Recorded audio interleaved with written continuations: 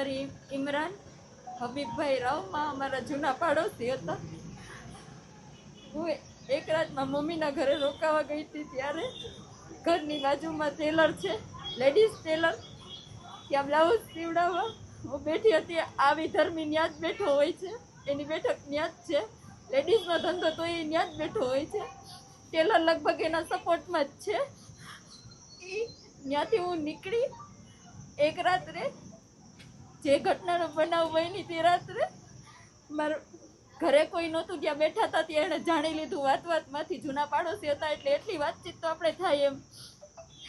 પછી તરત જ પાછળ આવીને મૂંગો દઈને, બધાના બ્લોક સરખા જ છે એટલે રૂમ ખબર જ હોય ને ક્યાં છે ક્યાં શું છે, એટલે સીધો ત્યાં લઈ ગયો અને મારું પહેલાં તો ટોક કાઢી નાખ્યું. એટલે હું કાંઈ કરી ન શકું. મારા પપ્પા એક જ અને મારી ઢીંગલી ઘોડિયામાં સૂતી હતી.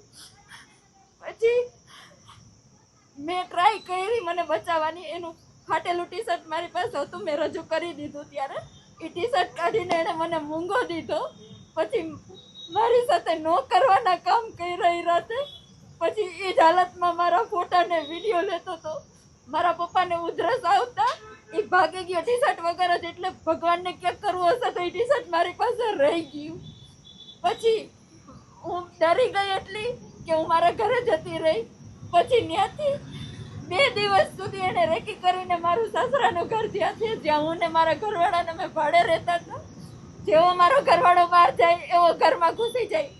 મારી ઢીંગલીની સામે મારી સાથે ન કરવાના કામ કરે, વિડીયો બતાવીને તારા સાસરિયાને બતાડી દઈશ, વાયરલ કરી દઈશ, આમ કરી નાખીશ, એમ કરી નાખીશ. ડેરીએ મારા માણસો રહે છે, છરીએથી મારી નાખીશ. ન હોય એવી ધમકી આપી આપીને અવારનવાર. તોય હું સર એટલી સ્ટ્રોંગ છું ને, હું બીવું નહીં એમ. પણ એ પોલીસ હતો, એક જ ધમકી દે, પોલીસ તું કાંઈ ન બગાડી લે, તારે જ્યાં દોડવું હોય ત્યાં દોડી લે છે, બધા અમારા જ હોય. આ બીકથી હું કોઈ દિવસ પોલીસ ચોકીનું પગથિયું નહોતી ચડી સર. મહિલા સ્ટેશને 2 વખત હું ગેટ પાસેથી પાછી વળી ગઈ સર, બીકને મારે કે કોઈ મને સાંભળશે નહીં. મારા સુધી હતું ત્યાં સુધી મેં બહુ સહન કર્યું સર.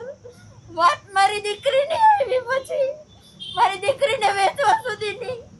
મારી દીકરી એના પગ પકડતી મારી માને મૂકી દે, મારી માને મૂકી દે, તું રહેવા દે.